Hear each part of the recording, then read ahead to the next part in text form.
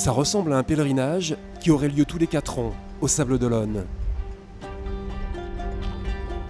Par centaines de milliers, les adorateurs défilent sur les pontons. Pendant 3 semaines, dans ce temple de la course au large, ils peuvent approcher les icônes d'un mythe contemporain, le Vendée Globe. Nous sommes très heureux, nous sommes venus ici cette année pour voir le départ et nous espérons revenir en février pour assister à l'arrivée. Partir 3 mois comme ça en mer tout seul, c'est une aventure humaine extraordinaire et chacun doit se dire au fond de lui-même waouh.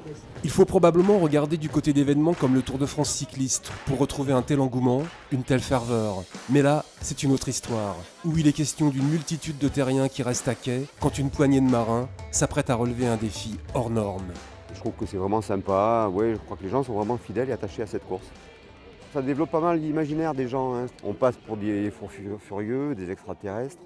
Je pense que tout le monde se pose la même question, comment ils font pour faire ce truc de dingue, quoi. Voilà. Moi je me la pose aussi. Ce truc de dingue, c'est une course autour du monde à la voile, en solitaire, sans escale et sans assistance. Le 6 novembre, ils seront 29 à s'élancer des Sables d'Olonne pour mieux y revenir. Un parcours de 45 000 km qui vous impose d'enchaîner les océans Atlantique, Indien et Pacifique en franchissant le cap de Bonne-Espérance, le cap Lewin et le fameux cap Horn avant de remonter l'Atlantique.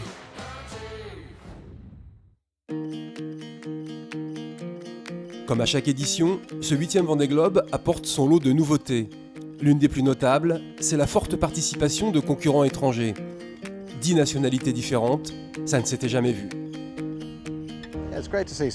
C'est super de voir autant de nationalités différentes. Même si la course reste française, les organisateurs font tout pour lui donner une dimension internationale. C'est formidable de la voir évoluer. C'est un peu comme l'olympisme, hein, c'est un moment de fête, c'est un moment de joie, c'est un moment où il y a des valeurs fortes, des belles valeurs, donc ça serait bien que quelque part le Vendée Globe s'internationalise plus et que tout le monde participe à la fête, je trouve ça bien. Outre la France, la Grande-Bretagne, la Suisse, la Hongrie, l'Espagne et les États-Unis, 4 nouvelles nations font leur entrée dans l'épreuve. L'Irlande, les Pays-Bas, la Nouvelle-Zélande et le Japon. Pour Kojiro Shiraishi, la patience est une vertu. Il est le premier Asiatique à s'aligner au départ d'un Vendée Globe. Ça fait presque 30 ans que je rêve d'être sur le départ de cette course. Encore maintenant, à 49 ans, le plus important est de ne pas renoncer à mes rêves. Je n'ai jamais arrêté d'y penser, et c'est ce qui fait que je suis là devant vous aujourd'hui. Du jamais vu encore, l'âge des capitaines qui fait le grand écart entre l'américain Rich Wilson, 66 ans, et Alan Roura, jeune Suisse fougueux de 23 ans. Tac. Tant qu'on n'a pas fait le Vendée Globe, on peut pas dire si on est capable de le faire ou pas en fait. Je suis ici pour me battre contre d'autres bateaux, mais on reste des marins et je pense que le nombre de milles au compteur, ça c'est... On s'en fout quoi.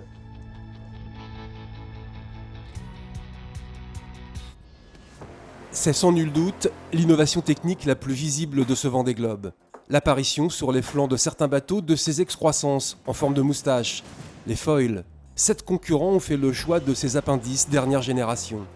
Ça sert à soulager le bateau, à faire qu'il frotte moins avec l'eau. Voilà. Le foil, il sert clairement à ce qu'on appelle enlever de la surface mouillée. Donc le fait de mettre le foil dans l'eau, ça va soulager l'étrave ou la coque du bateau, et ce qui va faire qu'elle va moins toucher l'eau, donc on va être moins freiné. Ça génère un petit peu plus de traînée quand ça ne fonctionne pas, donc une pénalité dans le petit temps. Et après c'est que des points forts. C'est jeu égal dans le vent médium et c'est plus rapide dans le vent fort à toutes les allures. Architectes et ingénieurs ont imaginé les foils parce qu'ils étaient bridés par la jauge IMOCA au niveau du mât, de la quille et des ballasts. Les bateaux sont donc plus rapides que ceux de la génération précédente, mais exigent beaucoup plus aussi de leur skipper.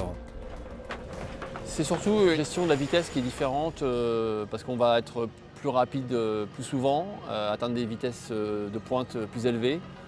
Et donc là, ça demande de la concentration. On sait qu'à ces moments-là, si la mer est mauvaise ou si on se fait arrêter brutalement par une vague, ça peut être dangereux. Le pilotage est plus sportif. On est vraiment sur le fil d'un rasoir, hein, au sens propre.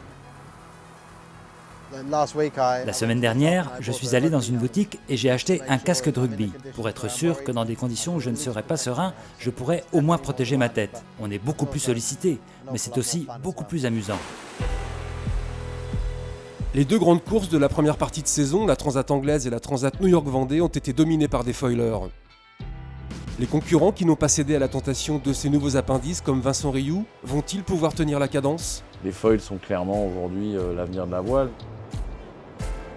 Les foilers ont effectivement gagné les deux transats d'avant-saison. Après voilà, sur un tour du monde, c'est encore une problématique différente. Et aujourd'hui, je pense que les deux ont leur chance, pas dans les mêmes conditions, pas sur le même scénario. Et je pense que le scénario des premières semaines sera important sur la réussite de l'une ou l'autre des deux solutions.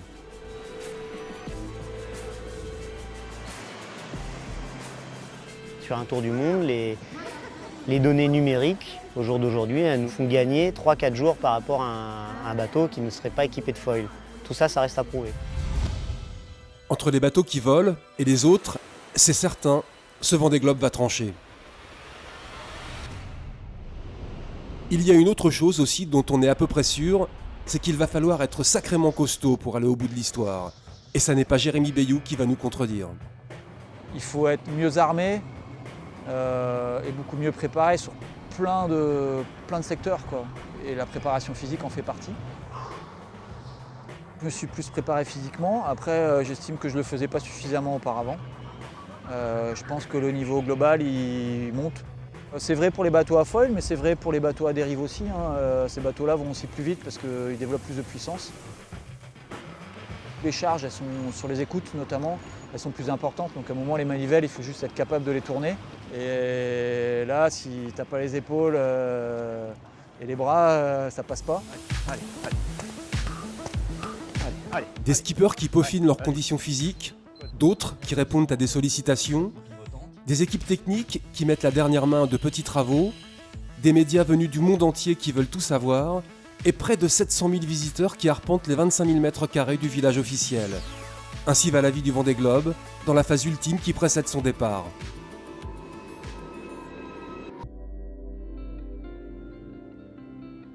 Morgan Lagravière, lui, découvre tout ça. Il est l'un des 14 concurrents qui prennent part à l'épreuve pour la première fois. Comme un privilège, avant l'ouverture au public, il s'offre une visite privée de l'exposition consacrée au Vendée Globe. Forcément, ça lui parle. C'est assez étonnant de voir finalement la richesse de ces skippers. Il y a quand même pas mal de générations différentes, pas mal de profils différents. Certains qui partent plus pour l'aventure, d'autres qui partent pour la gagne. Donc ouais, c'est rigolo d'avoir tous ces visages finalement sous les yeux. Le visage du skipper de Safran est celui d'un outsider qui n'a jamais passé plus de 15 jours en course, seul en mer. J'appréhende forcément un petit peu, et heureusement, parce que si je ne me posais pas de questions, ce serait presque inquiétant. Forcément, c'est pas une formalité que de partir 80 jours en mer avec un bateau comme ça. Et après, il y a aussi beaucoup d'envie, aussi beaucoup d'excitation pour pouvoir découvrir tous ces endroits, découvrir cette course et être capable de quantifier un petit peu notre capacité à performer dans une épreuve pareille. Morgan Lagravière s'y voit déjà.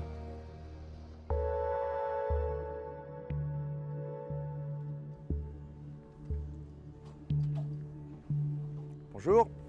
Jacques Carès, 57 ans, un CV nautique long comme un jour sans vent, et pas moins de 6 tours du monde en tant que compétiteur. C'est certain que le sentiment que j'ai en marchant sur le ponton, c'est vraiment un sentiment de marin. On sait que tous ces bateaux-là vont raconter de très belles histoires, avec des pleurs et des rires forcément. Donc le fait de monter sur le ponton comme ça le matin de bonne heure, c'est vraiment s'immerger dans la course tout doucement et de réfléchir à ce qui va se passer. Il est aujourd'hui le directeur de course du Vendée Globe. Sa mission, son rôle sont essentiels.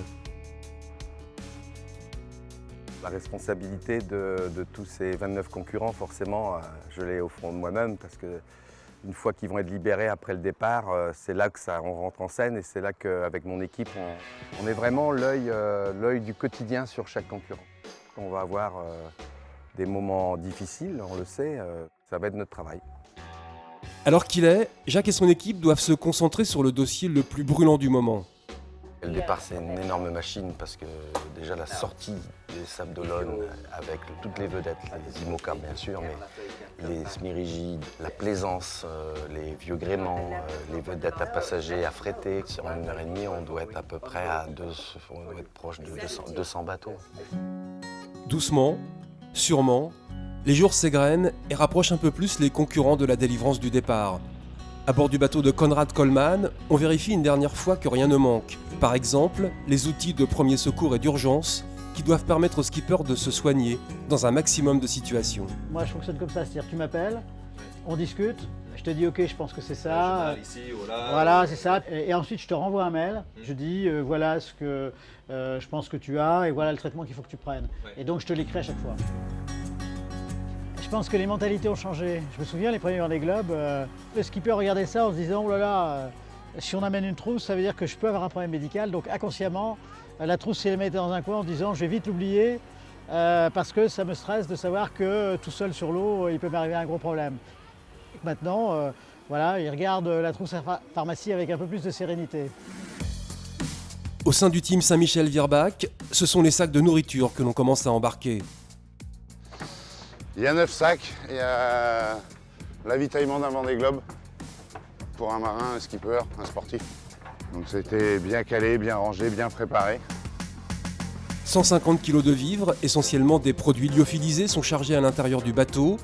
Le poids étant l'ennemi juré de la performance, c'est bien connu, on a prévu le strict nécessaire. J'ai amené pour 12 semaines de navigation. Donc, voilà, ça représente environ 80 jours, 82 jours de mer. Ouais. Après, il faudra manger les restes. Tout est en place pour arriver à ce moment d'intense émotion où il va falloir larguer les amarres, avant de se colter avec la démesure de l'épreuve ultime, de la course absolue, avant de se lancer dans un tour du monde, autant que dans un tour de soi. Waouh, quand même. C'est ce qu'on va chercher finalement dans les mers du Sud, c'est ces vagues-là, quoi. J'espère qu'elles seront un peu moins abruptes quand même.